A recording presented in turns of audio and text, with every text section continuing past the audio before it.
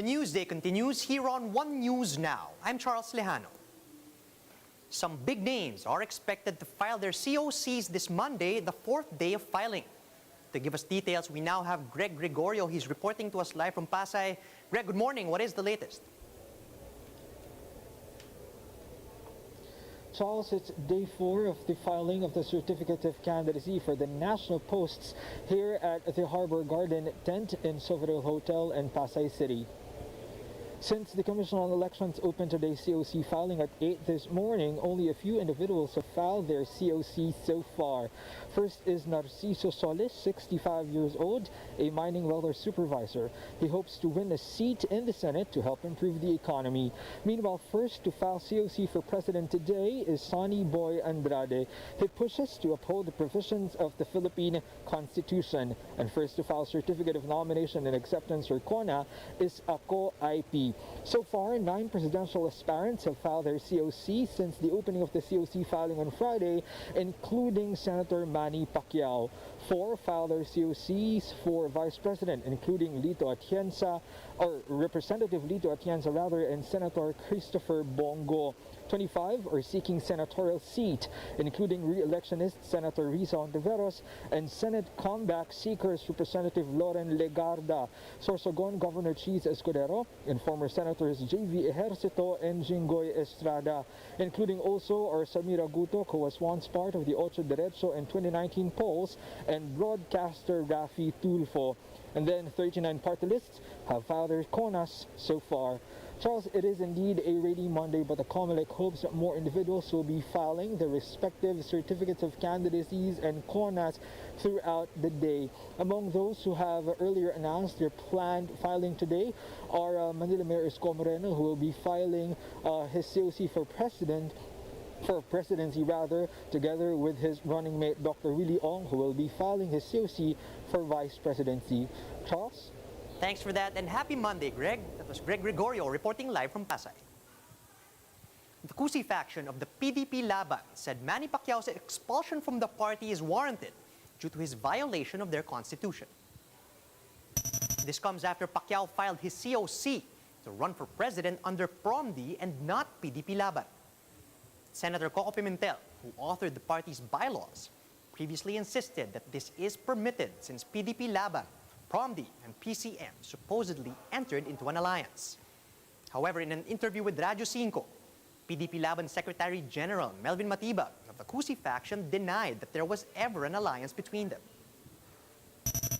Wala naman pong ginawang coalition na maliwanag eh. Kasi yung mga coalition po, nire-rehistro po sa COMELEC yan, nire-recognize ng COMELEC at nagkakaroon po ng approval ng coalition.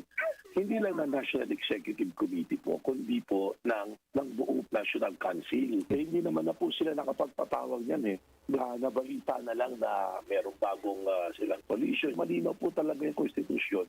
Pag ang ginamit mo doon sa CONA ay ibang partido, ikaw po ay automatically expelled. Malinaw po ito na pag-abandona na ng PDP laban sa ginawa po ni Senator Pacquiao na isa pa ang tinuturing nilang Pangulo.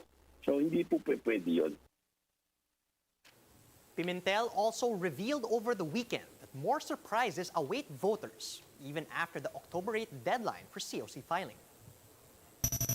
The October 1 to 8 deadline is actually the initial deadline, and political parties are given the benefit of substituting their candidates up to November 15. So, don't be surprised if the surprises continue up to November 15. What is important is your party and your candidates are ready, to campaign, to explain your program of government. You do not mind anymore the maneuvers of the other, or the gimmicks of the other groups or parties. Don't mind them. What is important is concentrate on your own mission and on your own objective. COMELEC spokesperson James Jimenez expects to see big changes in the government after the 2022 elections. This as 51% of the voting population is composed of youth, or those aged 18 to 35 years old. Jimenez explained that while millennials make up about 20% of that figure, They are expected to actively participate during the elections as compared to other age groups. As for now, over 880,000 voters have reactivated their accounts, while more than 5 million have become newly registered voters.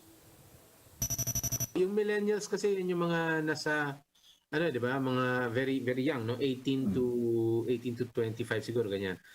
Medyo marami na rin po, no? They account for siguro a little under 20%. Hindi pa rin pinakamalaking voting bloc ang millennials specifically, no?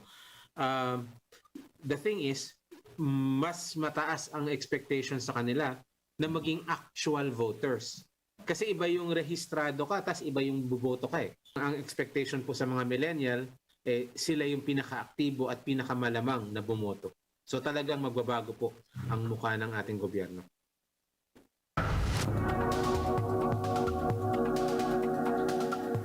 The COVID-19 pandemic has transformed the $380 billion luxury fashion industry. Let's get more details on Bloomberg's Business of Fashion. 2020 was the worst year in the history of modern luxury. Before that, annual revenues for the luxury fashion market topped $380 billion. More than two-thirds of growth was buoyed by the Chinese, at home, but especially as tourists abroad. The lion's share of revenues came from accessories, especially handbags, with designer sneakers catching up. Then, Wuhan, China locked down. COVID hit Europe during the 2020 spring fashion show season. Giorgio Armani live-streamed his show from an empty theater in Milan. But other brands forged on, with shows packed full of fashion insiders. In a global business so interconnected, unforeseen consequences of the pandemic came to light. Delayed weddings led to cancelled embroidery orders out of Paris, threatening the livelihoods of the Karigar artisans of India. Luxury revenues plunged by more than 20%. Companies cut costs, but by the end of 2020, COVID-19 had still devastated industry profitability. Fashion was forced to adapt, using technology to drive creative and business innovation. The fashion business was reimagined through distance selling, online films, and virtual fashion. The luxury industry bounced back, dominated by the mega brands Hermès and Chanel, and the mega groups LVMH, Kering, and Richemont. By the first half of 2021, revenues for some of the biggest names were up as much as 40% on pre-pandemic levels, delivering record profits. From an economic perspective, these super winners are emerging from the pandemic even stronger. Now, there is a reawakening in Paris, the global capital of luxury fashion. It's a historical echo. The last time fashion burst back to life here was after World War II, with the sensation that was Christian Dior's new look. It will take more than a new silhouette to transform the fashion industry now.